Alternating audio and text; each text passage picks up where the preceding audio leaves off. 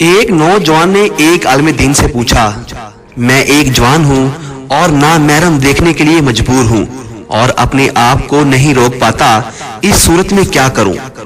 عالم دین نے اس کی بات پر غور کیا اور اسے ایک برتن دیا جو دودھ سے لبالب بھرا ہوا تھا، اور تاکید کی کہ کوزے کو فلاں جگہ تک لے جاؤ اور خیال رکھنا کہ دودھ نہ گرے۔ پھر کہا، میں خود بھی ساتھ چلتا ہوں، اگر تم سے دودھ گرا تو میں سب لوگوں کے سامنے وہیں تمہیں اس چھڑی سے ماروں گا۔ جوان کوزے کو صحیح و سالم منزل تک لے گیا، اتنی احتیاط سے کہ ایک قطرہ بھی دودھ کا نہ گرا۔ تب عالم دین نے اس سے پوچھا، راستے میں کتنی لڑکیوں کو دیکھا؟